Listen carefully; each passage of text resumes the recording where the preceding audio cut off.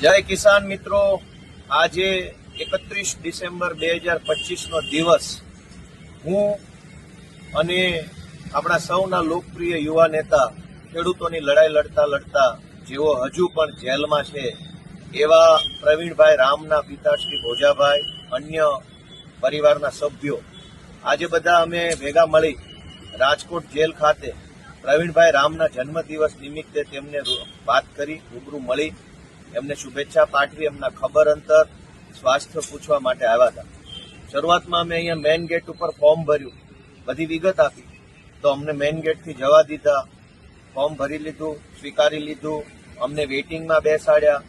અને ત્યાર પછી જ્યારે વારો આવવાનું નક્કી થયું ત્યારે અંદરના અધિકારી એવું કીધું કે ગોપાલ ઇટાલિયાને મળવા દેવામાં નહીં આવે, અથવા તો તમને બધાને મળવા દેવામાં નહીં આવે જો તમે ગોપાલનો આગ્રહ રાખશો તો. ત્યાર પછી મેં ઘણી ચર્ચા કરી કે મને કેમ નહીં મળવા દેવામાં આવે, કયા નિયમ, કયો કાયદો, કઈ જોગવાઈ, પ્રિઝન એક્ટ એટલે કે જેલનો કાયદો બનેલો છે અને કઈ શું જોગવાઈ છે. તો અધિકારીએ મૌખિક રીતે બસ અમે કીધું છે એટલે તમને નહીં મળવા દઈએ, અમને ઉપરથી કહેવામાં આવ્યું. એક જ વાતનું રટણ ચાલુ રાખ્યું. મેં ઘણી બધી વિનંતી કરી, રજૂઆત કરી કે કોઈ નીતિ નિયમ પ્રમાણે હોય તો કંઈ વાંધો નથી, પણ હવે મારી વાત માન્યા નહીં. ત્યારબાદ મેં એવું કીધું કે હું વકીલ તરીકે મળવા માંગુ છું. તો એમણે કીધું કે તમે નહીં મળી શકો, એ તો અમે નક્કી કરશું કયા વકીલ મળશે. સામાન્ય રીતે નિયમ એવો હોય છે કે કોઈ પણ XYZ વકીલ જેલની અંદર રહેલા કેદીને મળી શકે છે, કારણ કે વકીલ અને કેદીની મુલાકાતનો ઉદ્દેશ્ય લીગલ સલાહ, સૂચન, માર્ગદર્શનનો હોય છે. એવું જરૂરી નથી કે જે વકીલ કેસમાં હોય એ જ વકીલ મળી શકે, કેમ કે સલાહ તો કોઈ પણ વકીલ પાસે જ લઈ શકાય.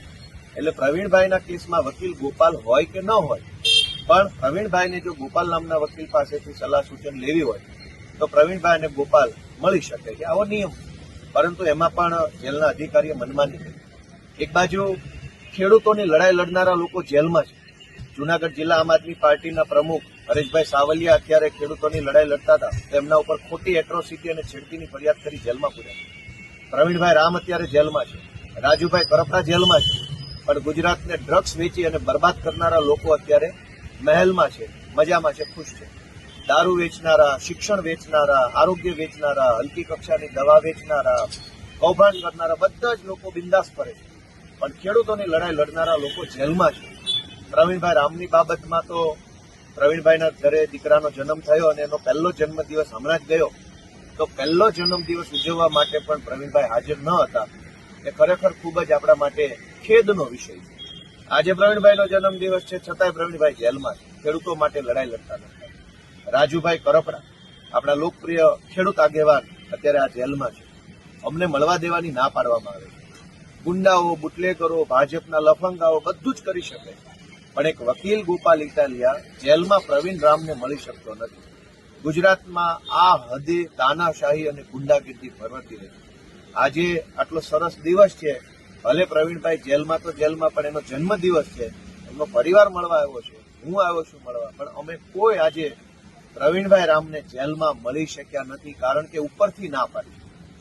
તો મિત્રો, મારી એટલી જ બધાને વિનંતી છે કે આ ઉપર છે કોણ, અને ઉપર બેઠેલો માણસ જો આવો અન્યાય અને અત્યાચાર કરતો હોય તો ગુજરાતની જનતાની આત્મા જાગવો જોઈએ જનતાનો, એવી મારી વિનંતી છે બધાને.